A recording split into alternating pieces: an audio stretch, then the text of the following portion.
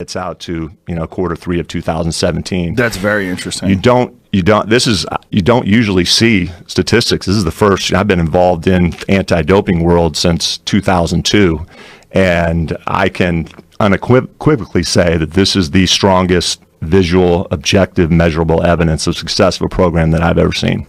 Well, one of the things that's so fascinating about this, and this goes to credit to the UFC 100%, is that they decided to do something about this. They didn't have to. This wasn't like someone coming after them because, so many people had been caught and someone said, hey, we're going to put a program on you guys to make sure you're not doping. Well, the UFC said, we got to clean this up. And there's only one way. The one way is to go with the very best testing possible and the most rigorous, check in everywhere you go.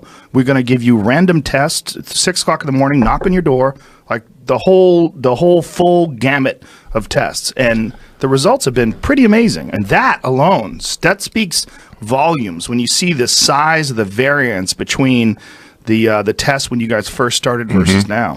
Definitely. Hey, it's a credit to two people, Lorenzo Fertitta and Dana White, that, made that decision. That's a hell of a risky decision, but done for all the right reasons. Anybody that contends that, Dana doesn't care about his athletes need look no further than this program. This program is of tremendous risk to the company and to the bottom line. When you're testing athletes 365 days a year, unannounced, no predictability of when the test is coming, there can be some very severe consequences. And there have been. We've lost several main events. There has been. UFC 200. Yeah. Arguably the landmark event in the history of the UFC. We lose our main event the Wednesday before UFC 200. Millions, if not tens of millions, into the marketing of that.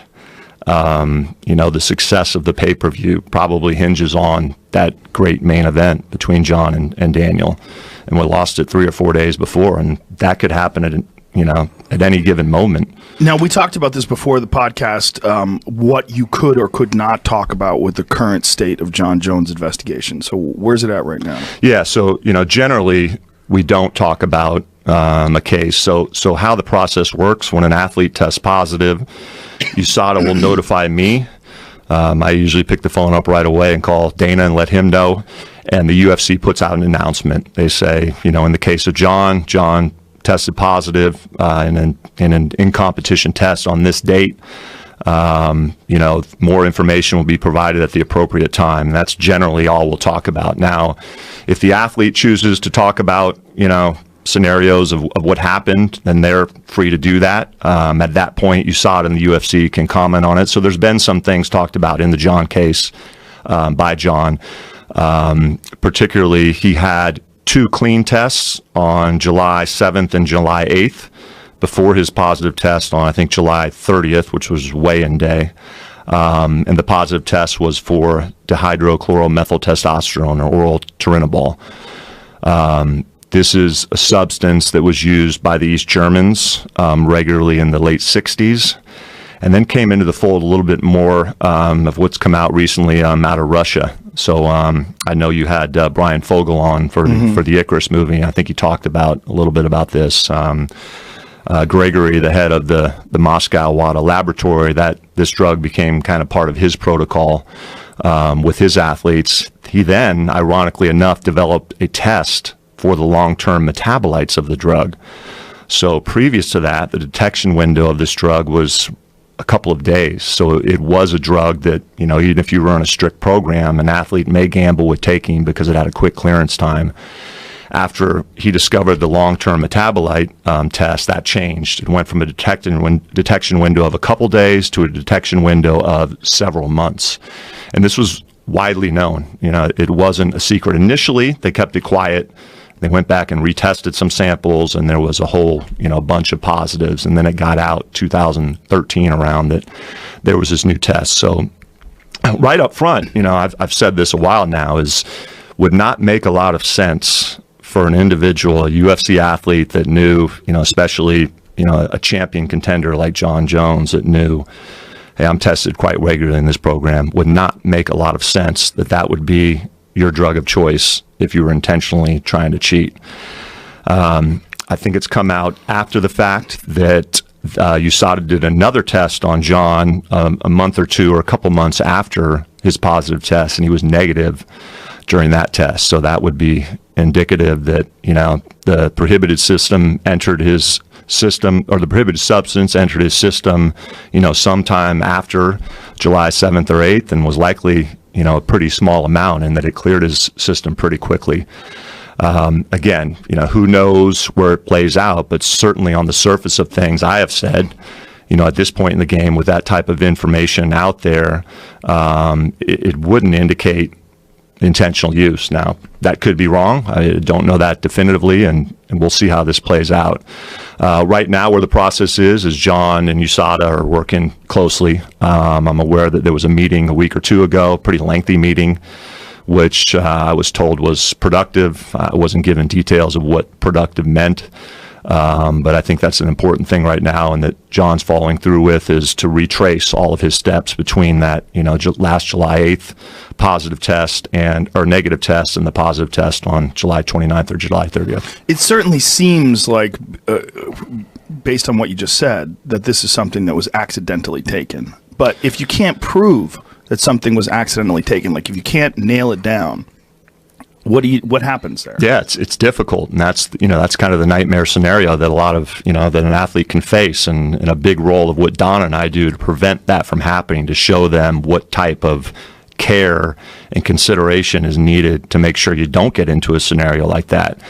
Under a program like this, you have to be careful about everything that's put into your body, everything. And if you're not, there can be, severe consequences. So yeah, we'll see where this plays out. I tell you, the one thing that I can say about this is, this is obviously Jon's second time in the program with testing positive, and the first time he went through a pretty lengthy appeal process, and there was a publicly issued decision, 50, 60 pages, that went through all the evidence that the independent arbitrators heard and decided on. And what they said definitively in that case was there was no evidence that Jon intentionally cheated. However, he operated with careless, reckless disregard. So he ended up getting the maximum for those substances he tested positive for a year. And that was for some gas station Viagra type shit. It was actually a couple of anti-estrogen drugs, but what was shown and what the evidence pointed to was that he took a pill that was manufactured from a website by the name of All American Peptide. The pill was purported to be a Cialis pill, so an erectile dysfunction pill that was tainted with these two drugs. Now, the problem that what the arbitrator said is, if he would have gone to that website, and the arbitrators did and I did, you would have seen that same website offered tons of prohibited performance-enhancing drugs. And the website said, not for human consumption, for research purposes only. So it really was careless disregard. That being said, however, Jon's, second time through the program now, the second sanction, this time for, an anabolic type steroid, would have, a starting point potentially of a 4-year suspension. That's a starting point. That could be a starting point, right? And unless there are mitigating factors. Now, I don't, again, the beauty of this program is it's not the UFC or not me deciding, what the sanction's going to be. No one can accuse us of, operating for business purposes or favoritism or whatever.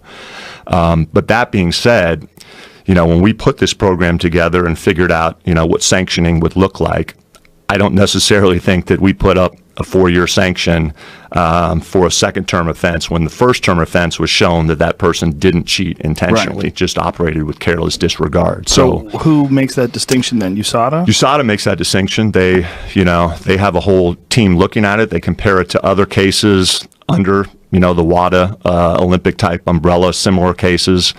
I will say this, that I think we've had a few over 60 positive adverse events in this case, and those that have been adjudicated, I've been comfortable every time that they've made a fair and balanced and reasonable decision. And that's part of my job is to be the eyes and ears for athletes to make sure not only is the program being administered properly and has strength, but also that they're being treated fairly and that they have due process. So I have all the confidence in the world, however this does come out, that it will be the right decision. The other really cool thing about the program is the transparency of the program.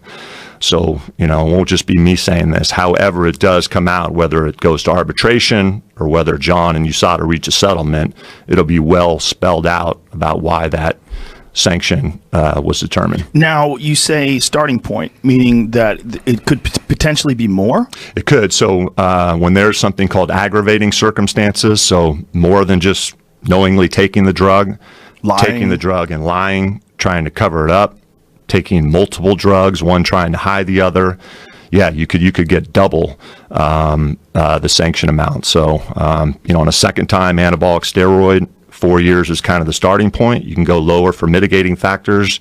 You can go higher for aggravating factors, up to 8 years.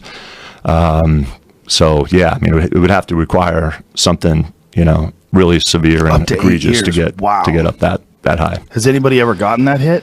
Not in the UFC program, no. What is the biggest hit that anyone's ever gotten in the UFC? I think thus far it's 2 years. And who's that? I think a few people. Chad Mendez comes to mind. And Chad Mendez, his was some sort of psoriasis cream or something? His was an insulin growth factor 1, so IGF-1. And did he say that it came from a psoriasis cream? I think he may have said that. Yeah. That was never proven, or?